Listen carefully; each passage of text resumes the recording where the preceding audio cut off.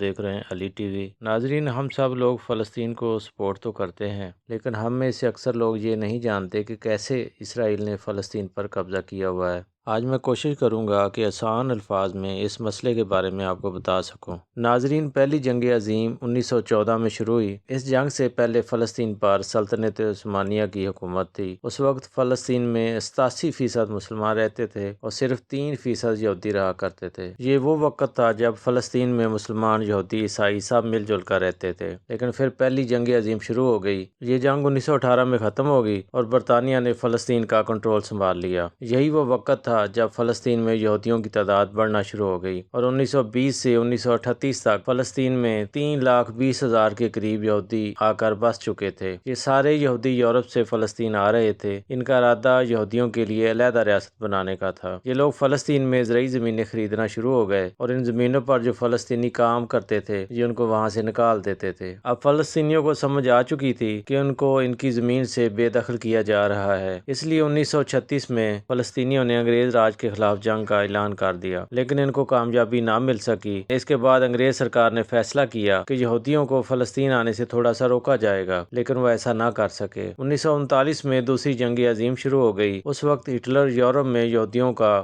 قتل عام کر رہا تھا اور ہٹلر کے فوجی یہودیوں کو ڈھونڈ ڈھونڈ کر مار رہے تھے۔ اس وقت مزید بہت سے یہودی فلسطین آ گئے۔ 1942 میں برطانیہ نے فلسطین کو چھوڑنے کا فیصلہ کر لیا اور وہ چھوڑ کر چلے گئے، لیکن اس وقت تک لاکھوں یہودی یورپ سے آ کر فلسطین رہنا شروع ہو گئے تھے۔ 1947 میں اقوام متحدہ نے کہا کہ فلسطین کو 2 حصوں میں بانٹ دیا جائے، 55% حصہ یورپ سے آنے والے یہودیوں کو دے دیا جائے اور 45% حصہ فلسطین کو دے دیا جائے۔ یعنی وہ فلسطینی جو 100% زمین کے مالک تھے، اب ان کے پاس صرف 45% زمینیں رہ گئی تھیں۔ اقوام متحدہ نے یہ بھی کہا کہ یروشلم، جہاں مسجد اقصی ہے، یہ ایک نیوٹرل جگہ رہے گی۔ ناظرین، یہی وہ وقت تھا جب اسرائیل نے خود کو ایک علیحدہ ریاست ڈکلیئر کر دیا تھا۔ فلسطینیوں کو سمجھ میں آ چکا تھا کہ ان کی زمینوں کو چرایا جا رہا ہے، اس لیے 1948 میں عرب ملکوں کی اسرائیل سے جنگ شروع ہوگی۔ اس جنگ کے بعد اسرائیل نے فلسطین کے 78% حصے پر قبضہ کر لیا، یعنی اب اسرائیل جو کہ 55% حصے پر تھا، اب 78% حصے پر پہنچ چکا تھا۔